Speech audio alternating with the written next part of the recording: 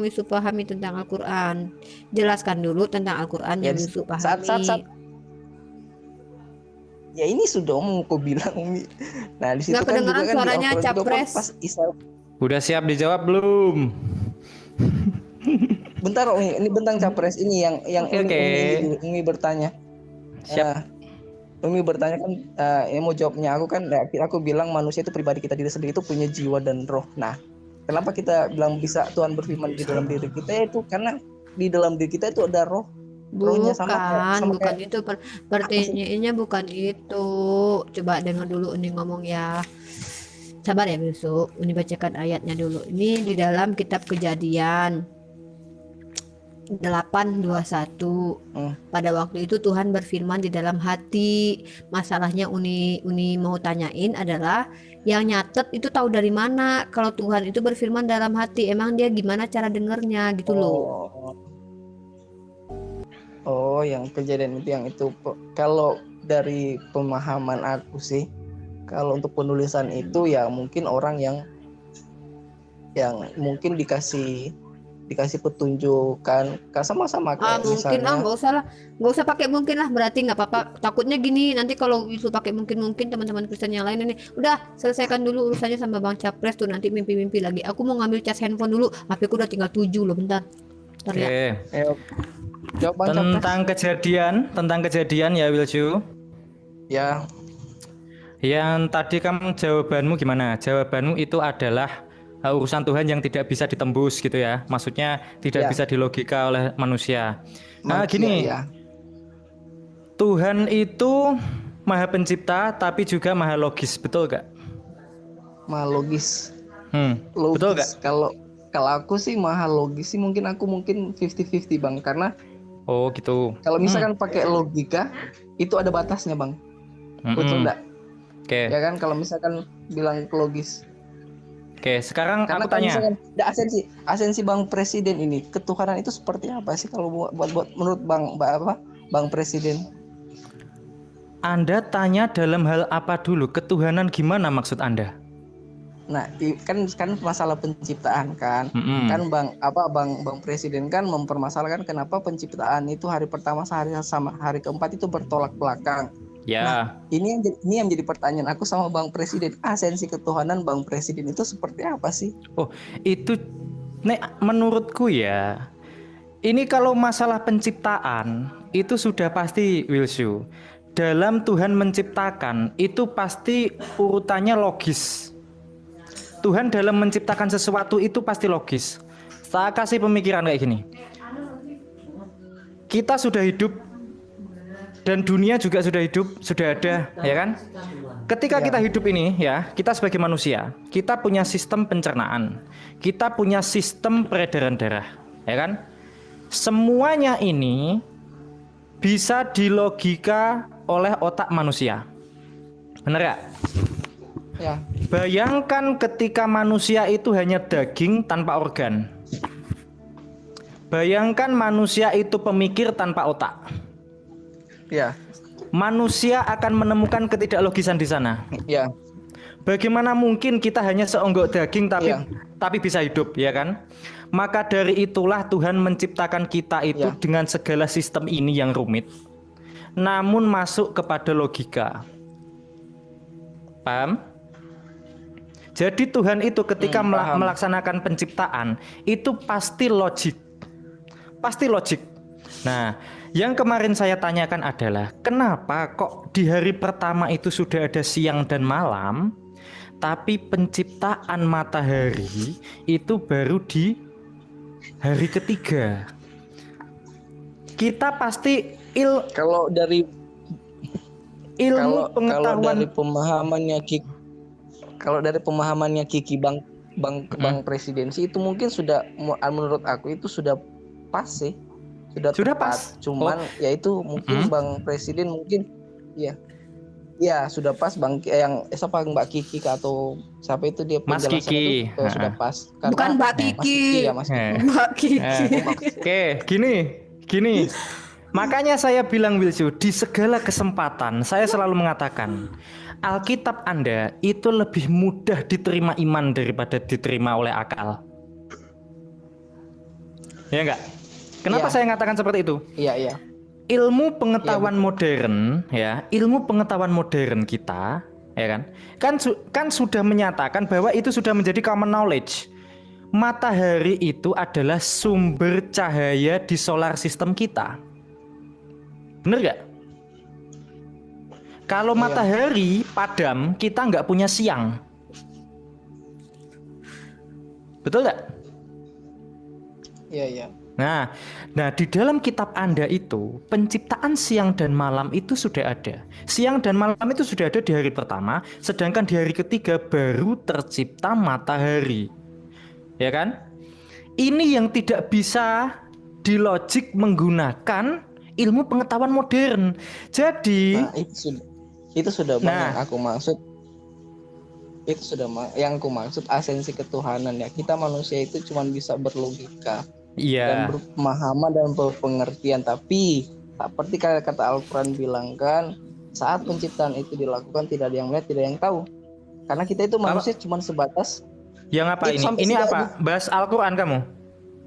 Enggak, bahas kan di Al-Quran bilang begitu. Oh gini, ketika kita bahas ini, kamu jangan mencari tameng di Al-Quran gitu, soalnya nggak match jadinya gitu loh. Beda.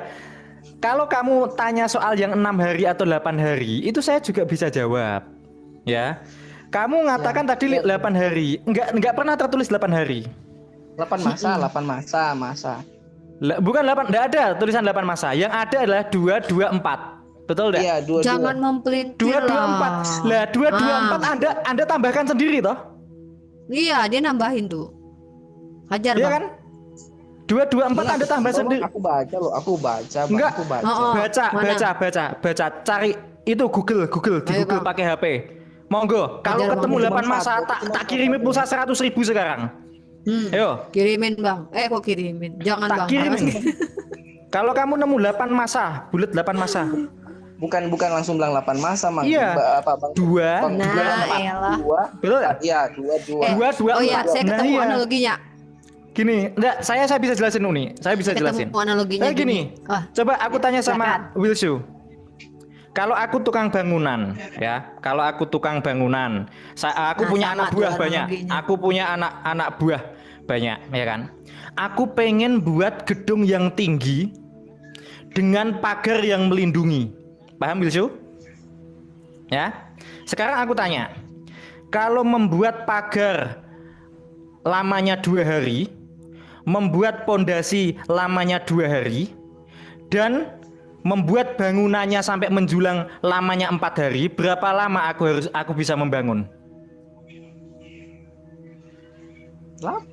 8. Itu logikamu terlalu biasa ya itu ya.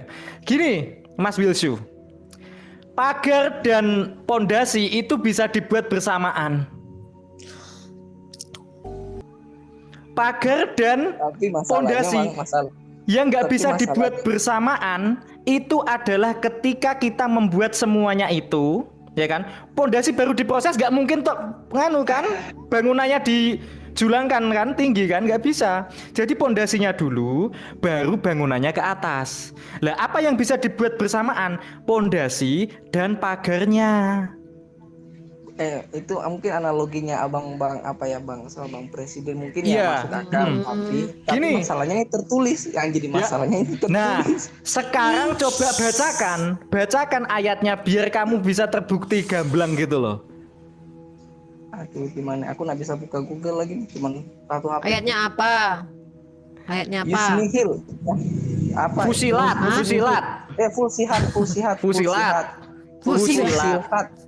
Fusilat mana ada ya? Yunus 6 masa Fusihat 8 2224. 224. Iya, 224 gitu ya. 22 yaitu di dalam 224 itu dijelaskan lamanya, masa pembuatannya. Ya. Lamanya membuat pagar 2 hari. Lamanya membuat pondasi 2 hari. Kalau itu dilakukan bersama 2 hari selesai. Tapi masalahnya nggak ada dijelasin di situ, penjelasan. Kira-kira kamu bisa baca artinya nggak? Kamu ada HP yang lain nggak? Nggak ada, satu aja bang, miskin. Jangan bilang miskin Abang bisa kirimkan lah. HP. Malah minta giveaway. Sekali-sekali lah Umi bikin Enggak, gini Banyak yang nonton ini. Willy, dengar dulu Willy. Tukang Uni di rumah bikin rumah. Dia membuat apa namanya, pondasinya tuh 2 hari 2 masa. Kepake waktu untuk membuat pondasi itu 2 hari. Kemudian dia kepake membuat pondasi, membuat atap itu 3 hari. Nah, 2 hari sama 3 hari berarti kan 5 hari tuh, 5 hari ya kan. Nah, Ya, kemudian dia membuat dinding sama menata rumah kepake waktu 3 hari. Itu bukan berarti semuanya 8 hari Wilsu, tapi tetap 5 hari. Kenapa? Karena ketika dia membuat dinding-dinding pondasi itu memakai hari yang sama ketika terbuatnya pondasi sekaligus waktu membuat atap gitu loh. Ini matematikanya gini ya. Jadi Wilsu, gitu Wilsu. ya. Jadi ketika tadi loh Wilsu, aku bilang pagar, pondasi sama menjulangkan bangunannya. Gini. Jadi Belajar kalau ditanya berapa lama membuat pagar?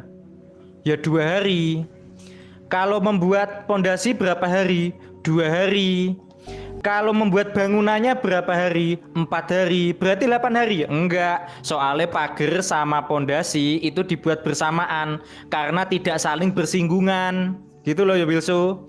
Lah, itu aja manusia. Itu manusia, apalagi Tuhan semesta alam. Di Al-Quran itu ditulisnya bukan begitu. Di Al-Quran itu ditulisnya. Aku ngerti. Iya, tapi di Al-Quran itu ditulisnya begitu. Membuat Allah menciptakan, ayatnya nggak seperti yang Wilsu pahami. Wilsu menambahkan sendiri hari-harinya. Bang Presiden baca ayatnya supaya kan banyak orang yang tahu kan, banyak orang yang ini. Ya, ayat berapa itu? Ya lupa sudah aku. Pokoknya fusilat. Ayat berapa? Bentar. Baca aja bang. Teman-teman Fusilat 9 sampai 12. Ya, 9 sampai 12.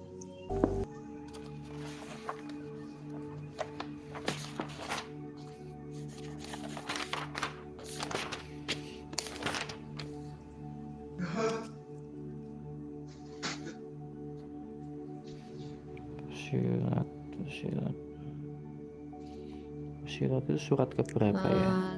400 ayat surat ke ini ke 62 bukan? 480 halaman Pak. Fusilat. Oke. Bukan. Oh iya Ding, iya aku. Oke, ayat ke berapa? 477. 41. 9 sampai 12 ini. 9 sampai 12. Oke. Nih. Katakanlah, tunggu. Allah menciptakan langit dan bumi dalam beberapa periode. Ntar aku catatin ya.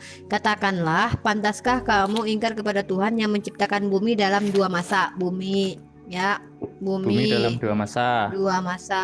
2 masa. Ya. Kamu dengar baik-baik Wilsu. Dan kamu adakan pula sekutu-sekutu baginya, itulah Tuhan seluruh alam. Dan dia ciptakan padanya gunung-gunung yang kokoh di atasnya, dan dia berkahi dan dia tentukan makanan bagi penghuni. Jadi gunung menentukan makanan, ya. 4 masa ya itu ya. 4 masa itu ya. 4 masa, ya. Dia menentukan gunung, itu tuh menentukan makanan, itu 4 masa. Ya, pohon-pohon segala macam hiasannya. Ibarat kata rumah sama menata rumahnya gitu. Membuat rumahnya 2 hari. Jadi kalau analogiku tadi, pondasi sama gedungnya itu ya kan. Kemudian dia menuju ke langit dan langit itu masih berupa asap, lalu dia berfirman padanya dan kepada bumi, datanglah kamu berdua menurut perintahku dengan patuh atau terpaksa. Keduanya menjawab, kami datang dengan patuh. Lalu diciptakannya lah 7 langit dalam 2 masa. 7 langit ya. Langit 7 berarti atap nih lantai ke-7 kan, anggaplah rumah saya itu lantai 7 lantai. ya, berarti lantai ketujuhnya anggap aja gitu ya, analoginya langit gitu kan. Langit 7 selama berapa itu? 2 masa. 2 masa. Lanjut 2 masa. Nah, jadi gini,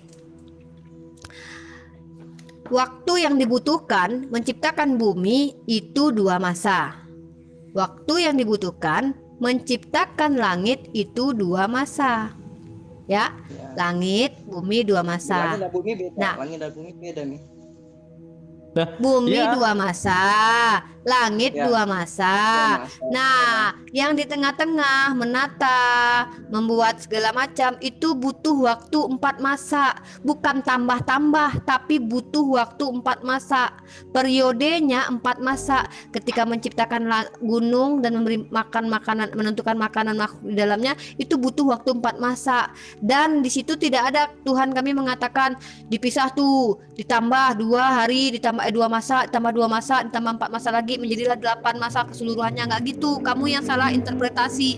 Lagi pula ya, tidak ada intelektual muslim yang menerjemahkan seperti kamu itu ya. Jadi gini Wilsu, di dalam ayat ini itu Allah menjelaskan dalam setiap fase-fasenya itu berapa masa aja, paham kan? Itu menghabiskan berapa masa saja antara bumi, lalu terus isi-isinya, terus langit, itu berapa masa saja itu penciptaannya. Tapi Allah menjelaskan di surat apa tadi? Yunus itu 6 masa jelas. Di situ 6 masa. Itu menciptakan langit dan bumi isinya. Nah, itu 6 masa. Jadi gini ya. Kan semuanya 6 masa. 6 hari gini, tukang saya kerja 6 hari Wilsu. Dia cuma kerja 6 hari. Tapi ketika dia membuat pondasi bawah itu butuh waktu 2 hari.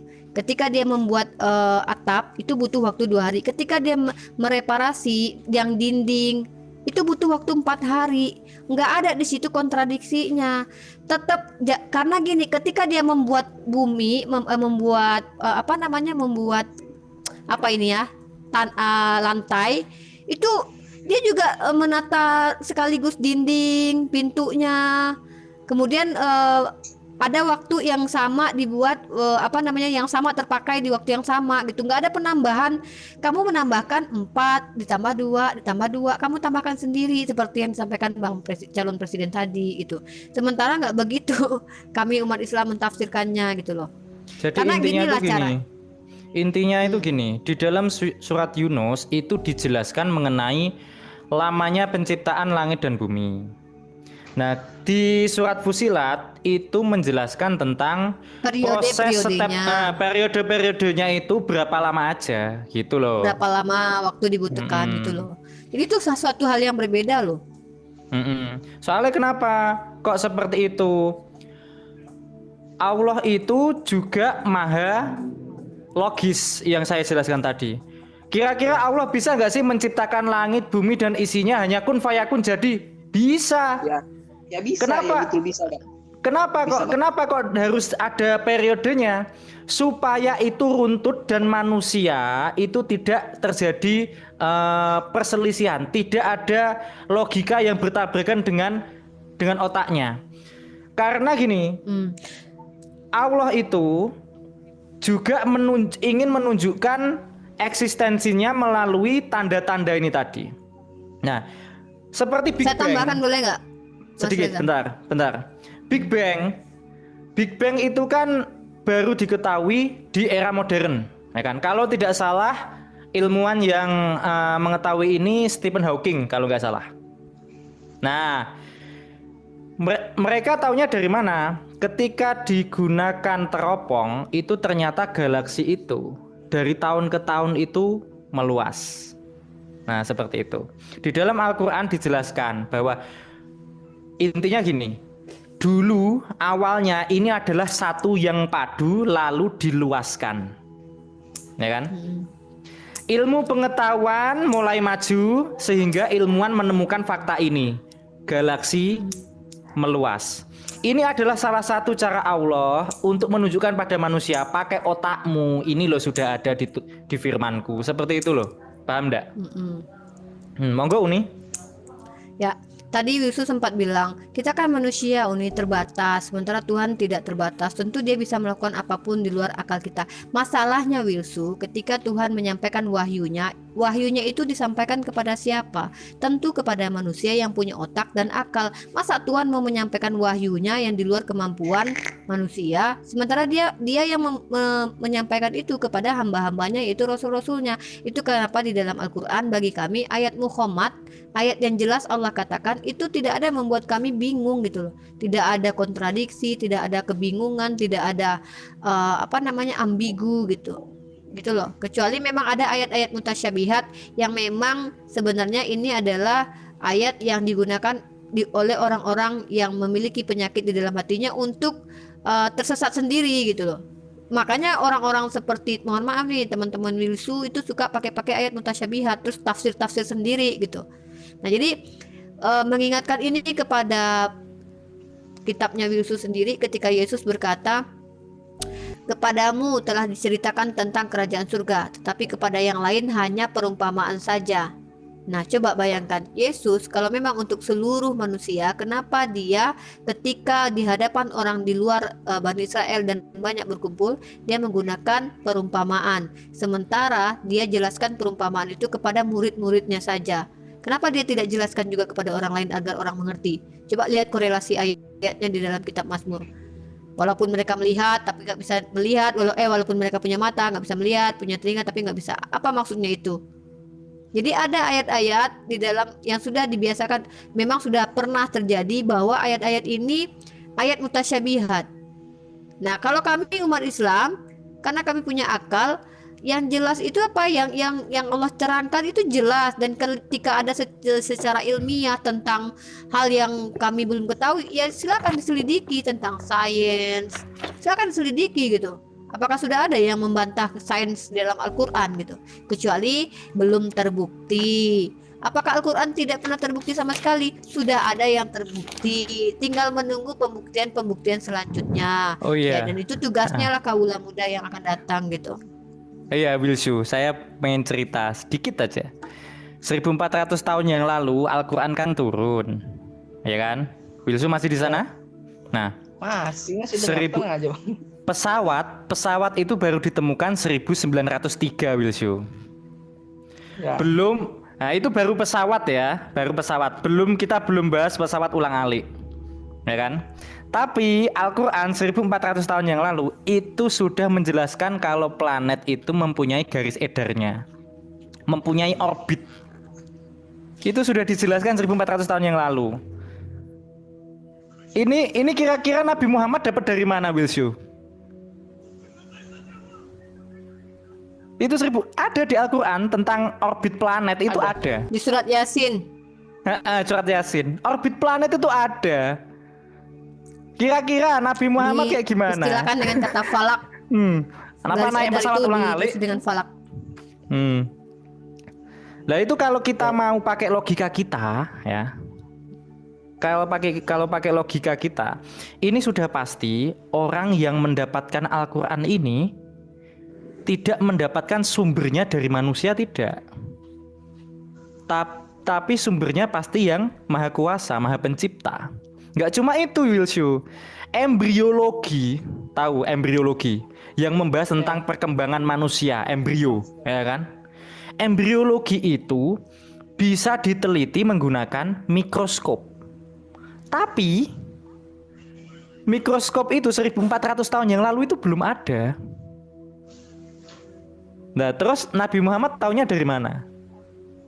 Nggak mungkin dia ngarang sendiri. Pasti dikasih tahu sama yang Maha Pencipta gitu loh. Ini Eka Asbun katanya. Udah biarin aja lah. Eka mah dari tadi mah kejang mulu. Nah, kalau kita kembali ke kejadian tadi, Wilsu. Itu kan jadinya kitab kamu yang kejadian yang awal-awal itu dari ayat 1 sampai belasan itu kan membuktikan kalau ini tuh ada kelemahan. Secara logik ya, secara logik. Kalau kamu mau imani, monggo.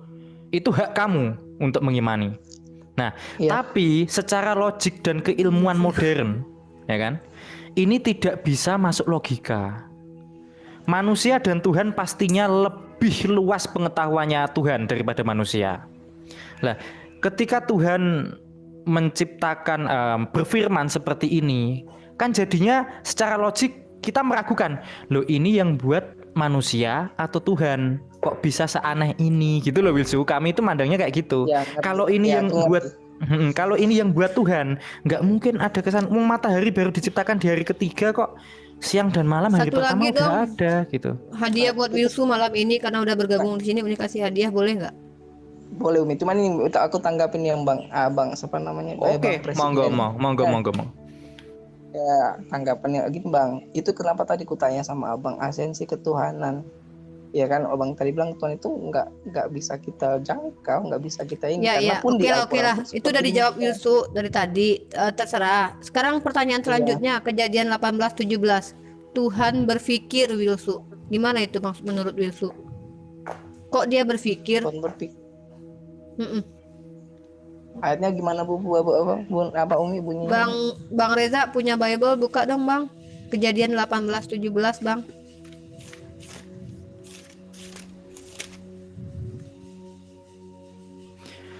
Berpikirlah Tuhan, apakah aku akan membunyikan kepada Abraham apa yang hendak kulakukan ini? Oh, galau ya. Astagfirullah. Gimana tuh Wilsu? Kesannya kayak galau gitu loh. Berpikirlah Tuhan. Jadi mikir-mikir gitu apa? Kayak bingung gitu Wilsu.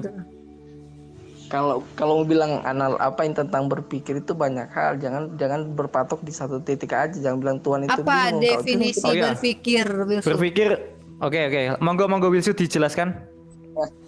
Ya, gini, aku cuma mau bilang aja, kalau misalnya kita beranggapan tentang ketuhanan, masalah Bang berpikir masalah Tuhan itu bingung, nah itu kesalahan besar itu Bang, karena ya masa Tuhan kita bilang kok maksudnya begini Bang, Abang bilang begitu berpikir. Kalau mungkin dari pemahaman saya tentang berpikir, ya itu tak bilang tadi ketuhanan kita tuh nggak pernah tahu. Sekarang jadi bertanya juga kan Bang. Kalau gitu sama kayak iya. Nggak kalau gitu. Begini, kan? Oh jadi gini maksudnya Tuhan, Wilsu, Tuhan nggak bisa dijangkau gitu ya Wilsu ya? Iya nggak bisa dijangkau Bang, karena itu sama kayak bilang begini kan, Tuhan pun ya dibilang kan Tuhan yang bisa menghidupkan orang mati, tapi ada orang yang bisa menghidupkan orang mati. Nah jadi berpikir lagi kan. Oke, sekarang kalau kita pikir nggak apa-apa, tapi kalau Tuhan yang berpikir kan sama kayak Umi kan bilang kemarin kan, oh Tuhan berfirman kepada manusia, roh manusia cuma sampai 130, tapi kok ada yang sampai 600 sampai 700 lah, itulah ketuhanan. Jadi intinya gini Uni, Wilsu itu berpikir bahwa Tuhan itu tidak bisa dijangkau. Jadi apa yang dikasih Tuhan itu ya terima aja, soalnya kita nggak bisa jangkau gitu ya Wilsu. Iya, karena kalau kita manusia mengikuti pemikiran logika kita sama pemahaman pribadi, otomatis kita lebih Tuhan daripada Tuhan. Ya Oke, kan? Berarti aku tak tanya kalau gitu. Wilsu maaf, agamanya apa? Nasrani. Oke. Menurut Wilsu, Buddha layak nggak jadi Tuhan? Buddha. Siddhartha Gautama. Dari orang-orangnya mereka sih, ya kalau aku karena imanku di Nasrani, karena aku percaya Tuhan aku ya aku Tuhan. Kalau mereka ya dari mereka sendiri aja. Ya. Pribadi mereka yang Buddha, agama Buddha. Ya, terus ada lagi pertanyaan. Wilsu percaya nggak kalau Wisnu adalah Tuhan? Ya aku nggak percaya lah. Nggak percaya. Aku punya Soalnya gini Wilsu, orang yang beragama Buddha ataupun beragama Hindu itu juga bisa mengatakan padamu kalau loh Tuhan itu yang benar ini, lalu kamu bisa mempertanyakan Tuhan masa gitu, loh Tuhan nggak bisa dijangkau oleh pemikiran manusia gitu. Mereka juga bisa menggunakan argumen yang sama dengan kamu. Nah, jadi gini, aku ngerti. Kalau aku begini Wilsu, ada banyak agama, ada banyak yang diakui sebagai Tuhan, tapi pastinya hanya ada satu Tuhan yang benar ya Wilsu? Iya betul. Nah, ketika kita bisa membuktikan secara logis satu konsep ketuhanan yang paling benar, pastinya kita ikut yang paling benar, Pak Wilsu? Oh, Nah, saya pernah dengar Pak Reza, teman-teman Kristen kita ada yang berpendapat bahwa justru dengan ketidaklogisan itu mereka makin percaya dengan Trinitas gitu loh. Saya pernah dengar itu kalau nggak salah. ya, kalau di dalam ya berarti itu udah pilihannya Wilsu ya. Imani saja, Iya, nggak imani saja iya, gitu iya, ya. Kalau jadi aku kalau begitu aku nggak akan bertanya lagi, tapi aku ingin bercerita Wilsu. Aku kasih lagi Bang? hadiah Apa, Bang? dong sekali lagi. Nggak, tunggu, Apa, Bang? sebelum ceritanya Mas Reza, aku kasih Oke. hadiah lagi Oh ya, Wilsu. Tadi kan Oke. tentang ya boleh, Tuhan boleh. tuh. Kita tidak Ya, bisa jangkau Tuhan. Oke, kita nggak usah bicara tentang Tuhan. Coba sekarang buka Bang Reza Kejadian 21 ayat 14, Bang. Kan di dalam Kejadian. kitabnya Wilsu, Tuhan menyesal, Tuhan berpikir, berfirman dalam hati, itu ada gitu. Sekarang kita nggak bahas tentang Tuhan lah, karena Wilsu nggak bisa Kejadian 1 menceritakan ini. Kejadian 21 14. 21 14. Mm-mm. Oke. Baca Bang.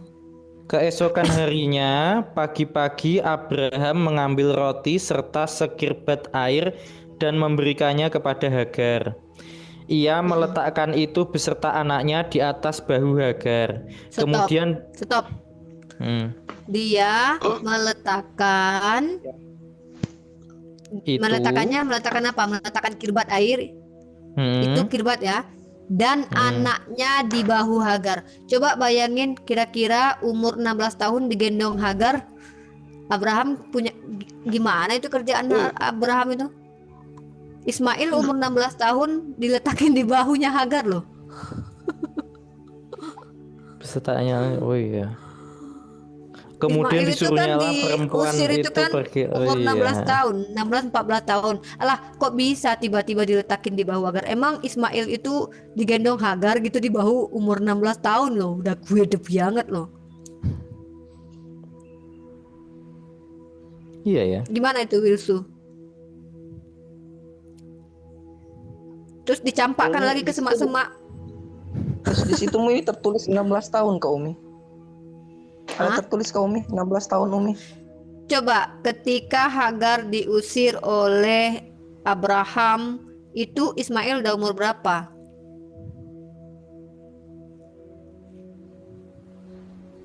Kan Ismail udah lahir nih, ya kan? Ya.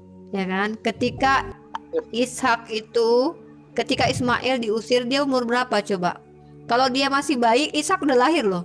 Emang Ishak dan Ismail jaraknya berapa tahun? Metafora Masalahnya katanya. kan itu Umi nggak tertulis Umi 16 tahun. Jadi loh, di kitab Anda ada loh penjelasan bahwa Ismail itu berumur kurang lebih 14 apa 16 tahun deh. Coba cek dulu itu. Ada situ. Oh, coba abang coba baca Bang, ada tulis dulu Bang. Jadi 16 tahun enggak, ke jadi menurut Anda jarak Ismail dengan Ishak berapa tahun? Bahu di sini itu maksudnya metafora. Aku nggak Coba tahu. siapa yang menentukan bahwa ini metafora, ini alegori, ini harfiah? Siapa yang menentukan? Siapa ini yang diletakkan Ismail ya? Ya, Ismail. Ismail Ada Kak, Bang? umurnya Tertulis 16 16 tahun Bang. Bentar. adalah umurnya Ismail ketika Ishak lahir itu berapa tahun? Terus digendong Sarah gitu ya. Si Hagar bawa Ismail di atas bahunya gitu. Bayangin gitu ya. Terus dia dibuang ke semak-semak lagi, digendong terus dibuang ke semak-semak sama mamanya. Coba dalam Islam bagaimana literasi tentang Nabi Ismail yang digendong oleh Sayyidina Hagar ketika dia mau menemukan sumur Zam-Zam. Oh, ini kalau di sini yang tak baca ya. Isa umur 75 tahun. Ismail umur 89 tahun. Nah, coba 89 tahun dikurang 75. berapa itu, Wilsu? 89 dikurang 75 berapa, Wilsu?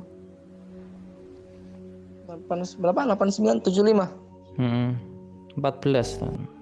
14 tahun udah segede gaban, Wilsu, digendong emaknya di atas bahu, Wilsu, dicampak lagi ke semak, Wilsu. Bisa Macam-mana jadi Umi. Bisa jadi deh. 14 bisa jadi Umi karena kan ngadi-ngadi. ya, Abraham nggak ada ngadi-ngadi aja ya. kan kita Masa digendong umur anaknya 14 Nango, bawa anakmu 14 pergi tahun sana. loh. 14 tahun Umi lo masih logika karena itu masih umur-umur SMP kan Umi. Lah masa digendong ya? Masa Ya digendong? nggak apa-apa kan namanya Oh juga iya, anak lo, Oke, namanya oke. anak Ya lo. ya itu yang kamu imani, nggak apa-apa. Nggak apa-apa. Ya udah, aku gini tak ceritain sedikit. Mau cerita apa tadi? Oh gini, Islam, mengenai Islam. Ya. Jadi kalau di dalam agamaku Wilshu, ya konsep ketuhanan itu sempurna, tidak bisa dikalahkan dengan argumen apapun kesempurnaan Tuhan kami. Itu saking sempurnanya, makanya kami kuat dalam memeluk Islam. Nah, ketika ya bedanya kami dengan itu ya agama Anda ya. Kami itu ketika diajari oleh ustadz kami itu tidak terima mentah.